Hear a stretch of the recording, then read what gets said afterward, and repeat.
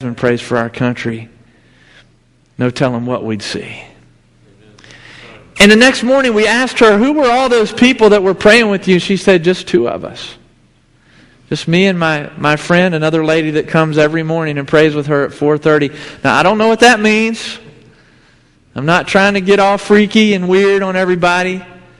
But my wife and I and the other evangelist that was staying in the next room all agreed that we heard just tons of voices in that room. I don't know if it was angels. I don't know if it was a great cloud of witnesses. I don't know what it was. But I know Miss Jasmine was tapped into God. And so I immediately had extreme respect for her. The next morning, we start walking the street. I had my little evangelism plan. And the first person we walk up to, I'm thinking I'm going to not talk about God with this guy. I'm going to build a relationship with him. Miss Jasmine says, this is Dale. He's from the United States. He's staying with me this week. Dale has something to tell you. Tell him, Dale. And I was like, oh, yeah. And I'm an evangelist. I'm completely comfortable in front of hundreds of people, presenting the plan of salvation, giving an invitation. But this was personal. I was in a country where I didn't see anyone else my own color in sight.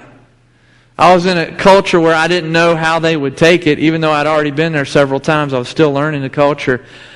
And all my training, all my plan went out the window, and I didn't know what to say.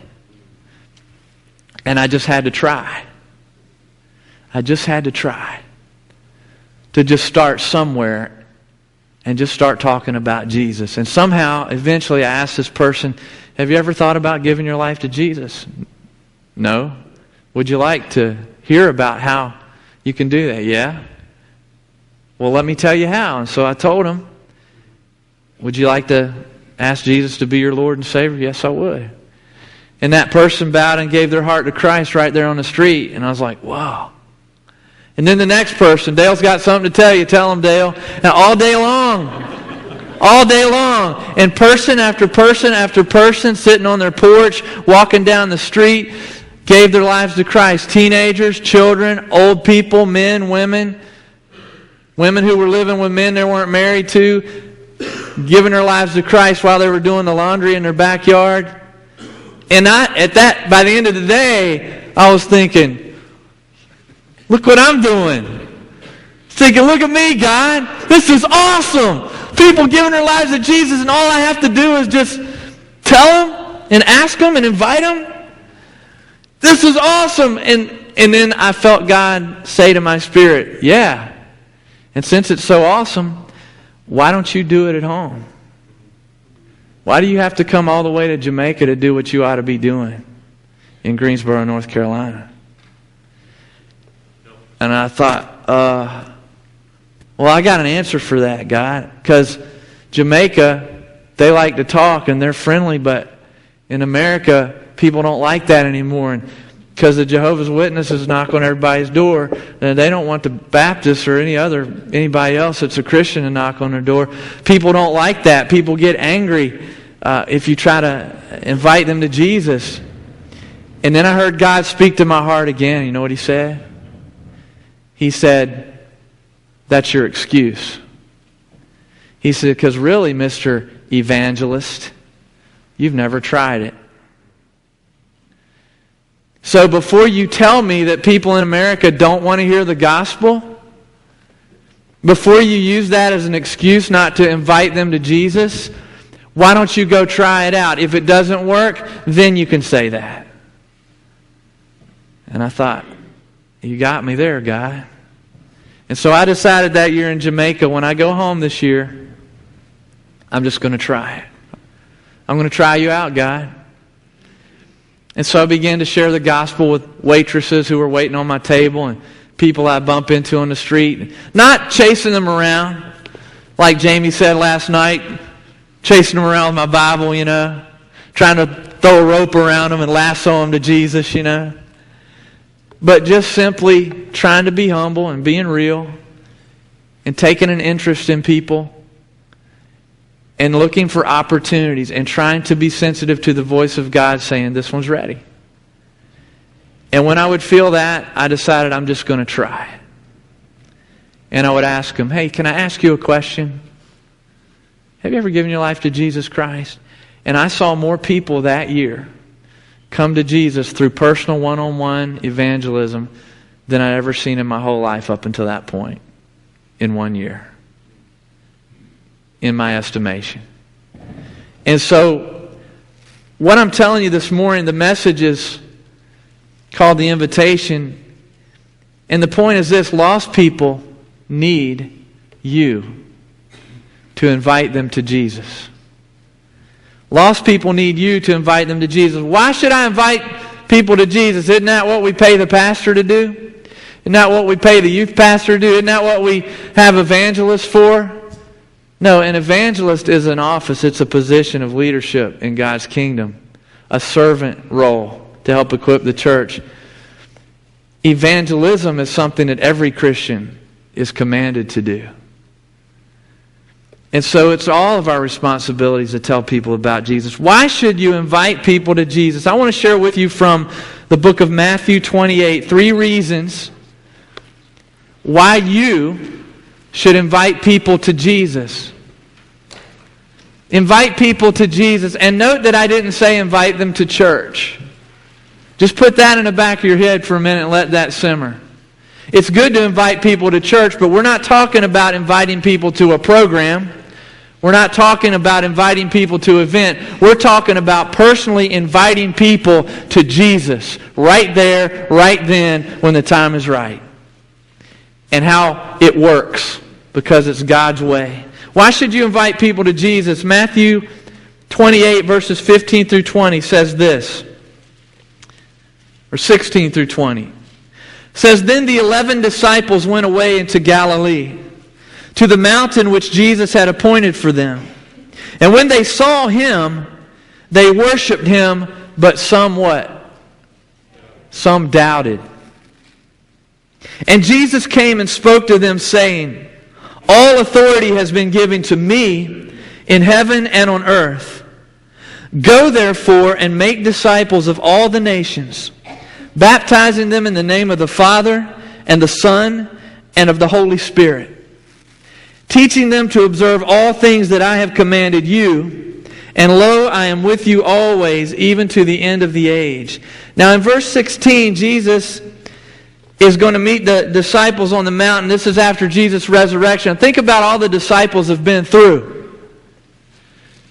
They've met Jesus when they weren't sure who He was, and then they watched Him do incredible things until they realized there's something awesome about this guy.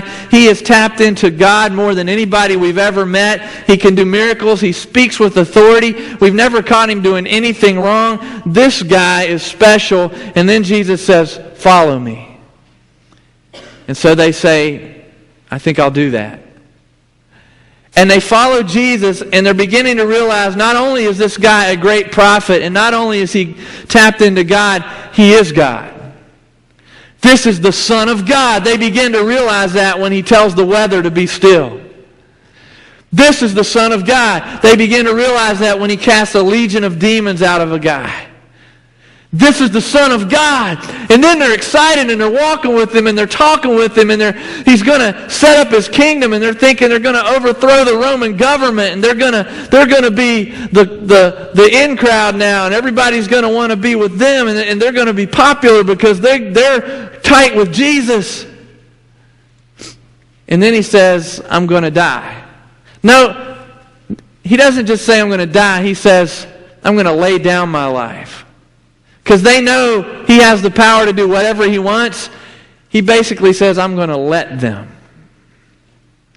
arrest me.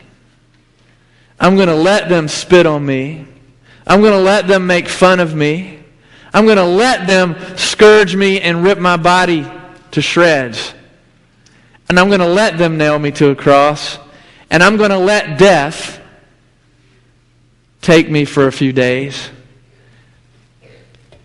Then I'll see you in Galilee, because I'm going to come out of the grave, because it can't hold me. But they're not getting all that. Now they're like, you're going to die? And they're thinking, surely it's not exactly like that. And they watch Him die, and they've got to be thinking, when's he going to come off the cross? And he never does. And they watch this God in the flesh lay down his life knowing the whole time what he can do, and they don't see him do it. And they're devastated. And they scatter. And then Jesus is back. I told you. I did all that, my own free will, for you because I love you. And now I want you to go tell the world that I love them and that I did this for them too. Now they're excited. Jesus is risen again. And now he says, I got to go. I got to go back to sit down with my Father until time for me to come back and take all of the church throughout history home with me when the time is right. I got to go now so I can come back later and get those people from North Carolina that have given their lives to me in 2011. Not just you. So now they're devastated again. It says some doubted, and I wonder what they were doubting. And I think based on what Jesus tells them, I think we know what they were doubting. They were doubting whether or not they could do the job without Jesus there.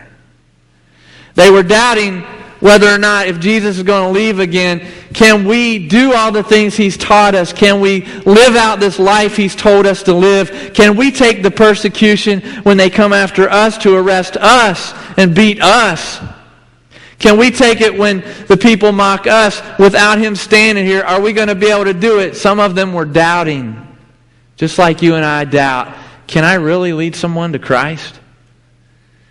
I don't know what to say. I haven't been trained.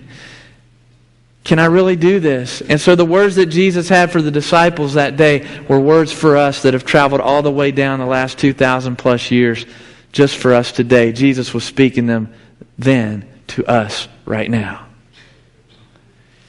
And here's what He says. He's telling them, you can do it. It doesn't matter who you are or where you come from or what your speech is like or what kind of clothes you have. You can do this not because of you, but because of me. Watch this. Verse 18, he says, all authority has been given to me in heaven and on earth. One of the reasons that you need to invite people to Jesus is because of God's great power.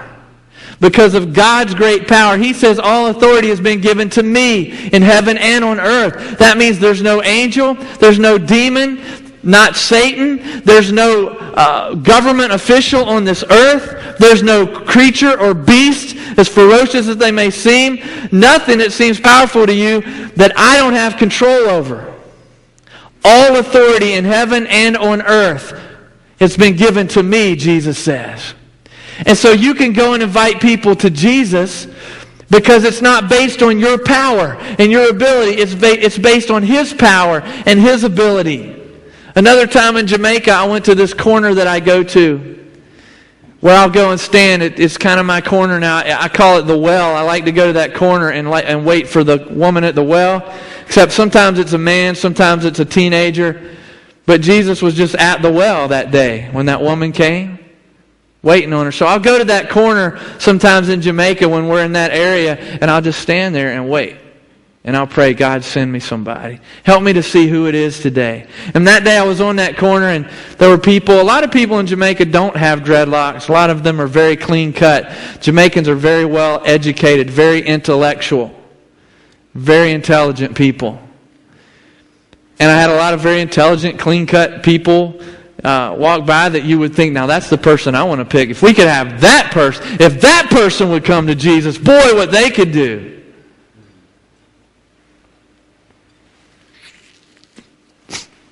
Any person that comes to Jesus, God can use to do incredible things. So I waited, and those people just wasn't, none of them were the one. And then this man came walking up over the hill, and he had these nasty, filthy dreadlocks that he hadn't taken care of. He hadn't cleaned them. He had no shirt on. He had some sort of a ripped up net around him. He had shorts on that were really nasty. He had bare feet, calloused, and looked like stuff was growing on him, to be honest. he didn't smell very good, and he had a bag of something in his hand, and he had some kind of stick in his hand, and God said, that's the one.